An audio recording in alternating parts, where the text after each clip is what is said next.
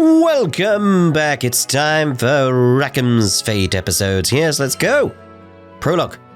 Blue skies ahoy. Look at him there. Lovely hair. Piloting an airship ain't easy work, but whether it's plotting a windward course or conducting some routine maintenance, you can always count on experience and intuition. Ha! Just a little further! The music. Finally, the Grand Cipher broke through the nebulous shadows and turbulent winds of the Grim Basin, and to greet us on the other end was our reward, the brilliant clear blue. It was a panoramic azure, dappled by silver-white clouds and gleaming from the light of a new day. Always an exhilarating sight to behold. And judging by the cries of celebration starting to spread across the deck, I took it my crewmates would agree. Damn, who'd have ever thought a young dreamer from Port Breeze would make it all the way out to these skies? The Grand Cipher and I, we'd gone through thick and thin together. It's a long story, but it all started on that fateful day I met the captain. I haven't looked back since. Right then, landing maintenance. Fuel stores, full. Engine, all clear. We were ready to disembark into the unknown. What awaited us in the Zega Grande Skydom? As uneasy as I was, I couldn't help but feel a teensy bit giddy with excitement. How do you decide if it's unknown or not? Unknown from your perspective or unknown from the world's perspective? That's what I want to know.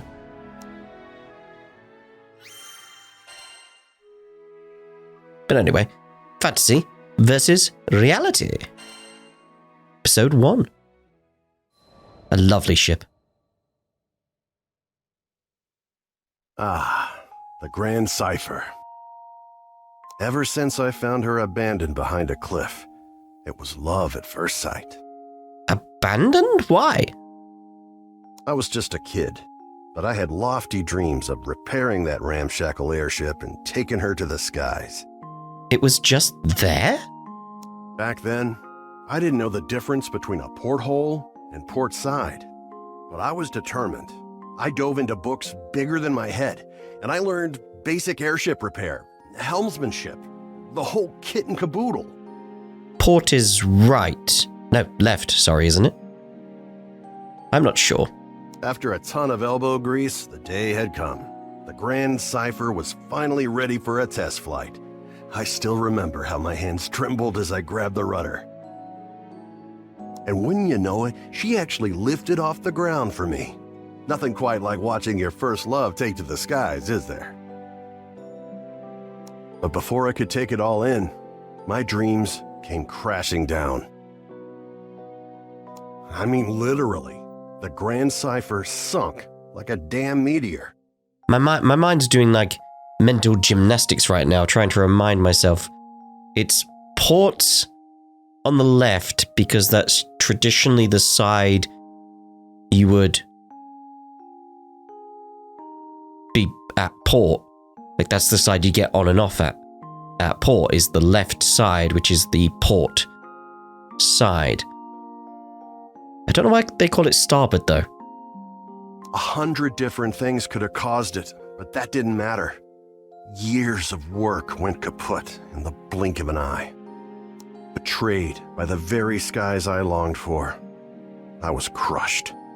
Looking back now, it sounds stupid, I know, but it really felt like I had nothing to live for.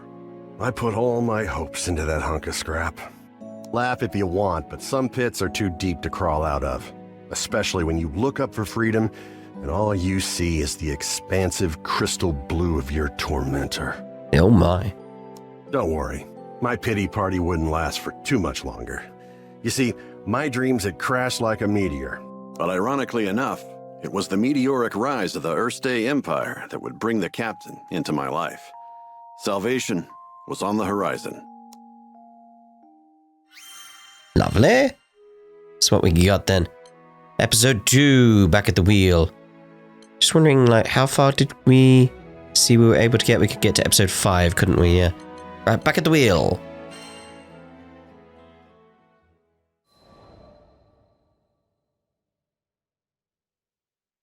Just as I'd given up on flying, the Earthstay Empire had arrived in Port Breeze, and they were hell-bent on exploiting our local protector, the primal beast of wind, Tiamat.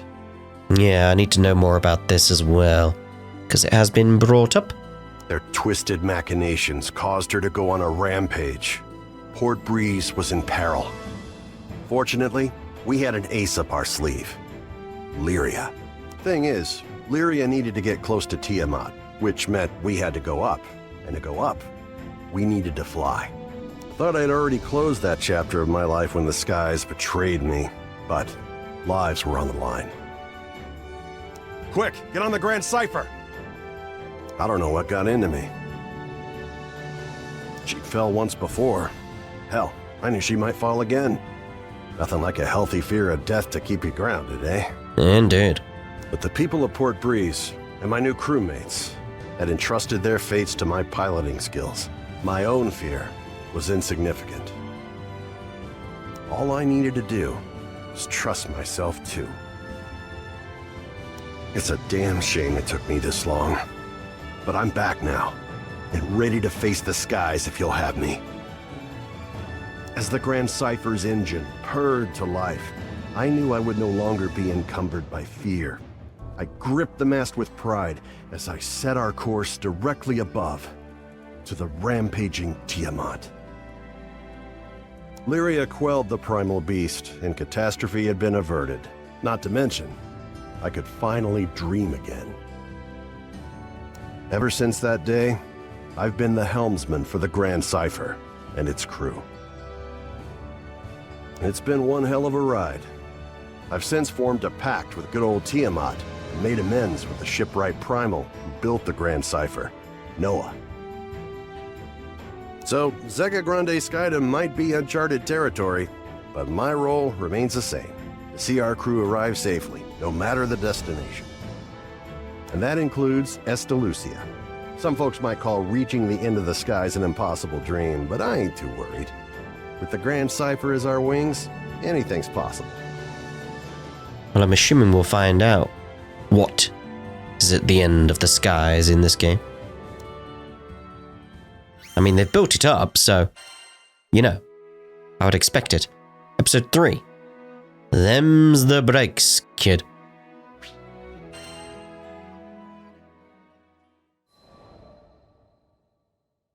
Call it a side effect of being a helmsman, but my ears tend to laser in on any talk of airships. Then again, damn near anybody could have heard this guy shouting.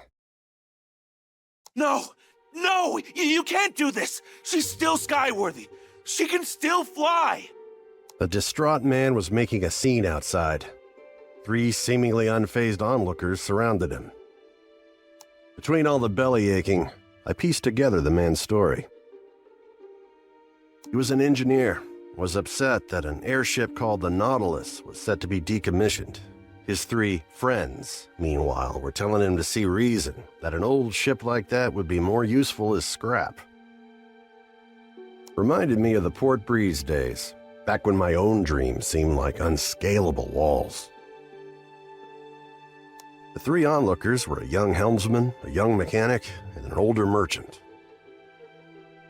They presented a unified front against the engineer, countering each of his arguments threefold whenever he opened his mouth to protest. Oh dear. As much as I wanted to help the guy, the trio were speaking the truth. Repairing the damn thing would cost buckets of rupees, and you can't fix an airship on gumption alone. Trust me, I've tried. Them's the breaks, kid. I turned to leave. None of my business, right? But dumb old me, I had to pause as my ears caught what he said next. We made a pact, didn't we? Don't you remember? The Nautilus. You promised that we would take her to the skies. He could barely hold it together. You could hear it in his voice, the desperation as he clung to a quickly fading dream. The poor kid. It was a feeling all too familiar to me. Aw. I hope we see a happy ending from that. Down, but not out. You must play as Rackam for this quest. Very well.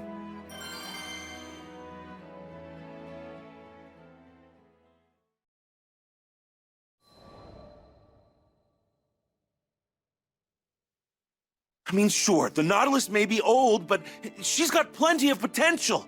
She could easily outpace any other cargo ship in the fleet. At least 3 times faster! Yeah, but as the Nautilus currently is, based on what we were told, I doubt that would be easy. Found the poor bastard blathering his woes at a tavern in Folca. The seat next to his happened to be conveniently open, so I took it. Without so much as asking my name, he launched into story after story. It was clear he still needed to vent. Apparently, he just recently started his career as an engineer. Planned on restoring the Nautilus.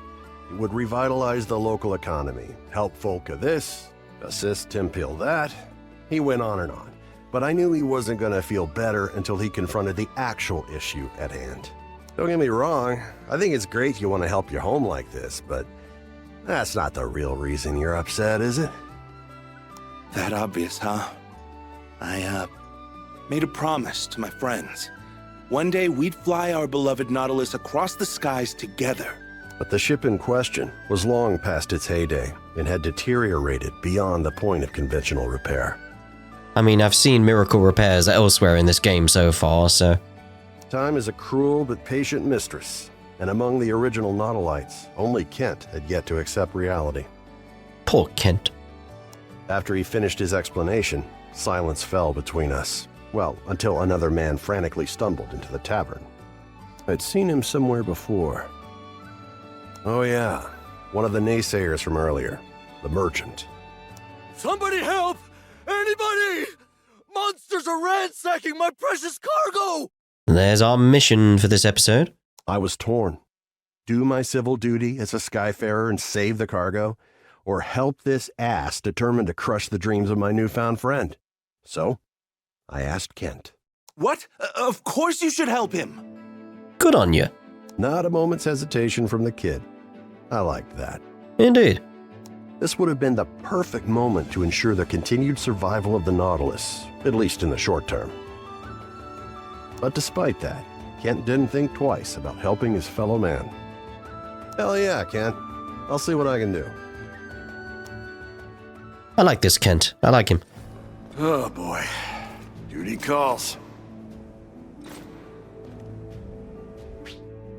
Right, so... Rackam is a man of the skies, tasked with helming the Grand Cypher. His 2 guns allow him to cover allies, both long and close range. Press square to fire once, or hold to fire a 3-shot burst. His triangle attack is chargeable, which increases its range and damage. Skills and square attacks fill the heat gauge. His triangle attack charges faster, the higher the heat gauge. According to the merchant, our destination should be around here. I just hope there's anything left to save. Let's get moving. Now, where exactly are we? Seems like a new location. Goblins? What the hell are they doing here?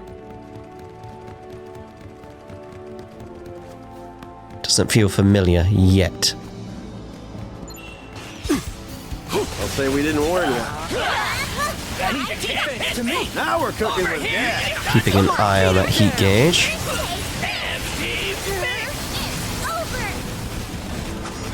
Not bad. Now, does it If go I say so down? myself. Now then, where were we? It does. It does go down. Ooh. That must be the cargo we're looking for. But Cargo's safe and sound. Maybe. Looks like it's been rummaged through. Watch out, Rackham! We've got goblins and wyverns on our trail! It'll take more than that to dupe us. Huh? Go time! Try to keep up! Ready for pain? Things are about to get dicey. Just don't let them get close to the cargo. Go time! My specialty! How's that feel? There's still more of them! Stay sharp, everybody! That all?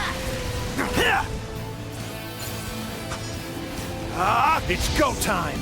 boom. Oh, I took out the wall at least. One more! Bring it! Oh, you're in for it! Try to keep that all? It's over!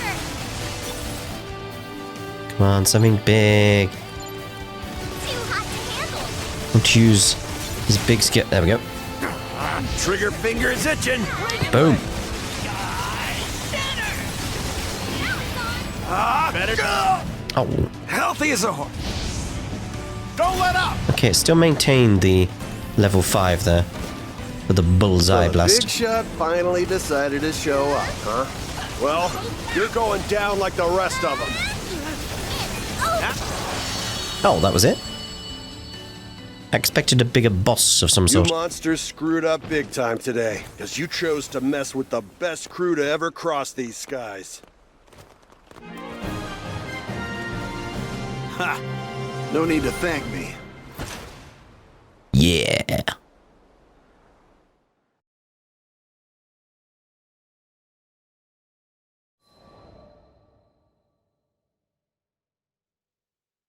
Oh, you're a lifesaver. How could I ever thank you? You want to thank someone? Thank him. I gestured toward Kent. The man's face filled with shame as the irony dawned on him. So it was you, huh? Hey, listen. I'm sorry about earlier. I could have heard you out. After the merchant left, I wanted to focus on the next goal at hand. Putting some wind back in the Nautilus's sails. So I proceeded to do some intelligent and, dare I say, brilliant thinking on the topic when Kent asked what I was talking about. Whoops, must have been thinking out loud again. You want to be careful with that. You just wait and see. Oh. Another sigil slot. It's always good. Right, so back to his fate episode. Good day. As we haven't done yet. Episode 5, worth the trouble, and then we're done for now. How many times do I gotta say it? Getting parts to fix the Nautilus out here in the boonies is next to impossible. I've never been good with women. My words never come out quite the way I mean for them to. I thought maybe Miss Mechanic would be on board, but... I probably shouldn't be doing this behind Kent's back anyway. I'm telling you, I've tried everything. Sure, I'd love to see her fly again, but it's time to... get real. Right? Hey, come on. That was against the rules. How was I supposed to keep a stern attitude against that blubbering mess? When I finally got a word in edgewise, I let her know I already had the parts she needed. Picked them up here and there, across Fanta Grande and Nala Grande. Here, this what you need? I'll cut you a deal. Wait, how? Where in the skies did you find these? Yeah, where, and when did you? Caught up in her excitement, she leapt at me. Whoa, not so close, Missy. Of course, she paid me no regard. It was the parts she had her eyes on. Some modifications here and there, I could... Yeah. Can't believe it! The dream is alive! Yep, the dream was alive. She didn't have to say it. The look on her face was enough. All that hubbub from earlier was nowhere to be found. Yay. After forking over the payment, she happily took the spare parts off my hands. She also made sure to plant a big fat kiss on my cheek before scurrying off. Sheesh, at least warn a guy beforehand, right? Women, I swear. In any case, the winds were starting to blow back in their favor. I like where this is going. But we don't know where it's going from here on, because that's it for now. And in the next part, we'll be having a look at EO's Fate episode. So we shall see you in the next part. Ta-da for now.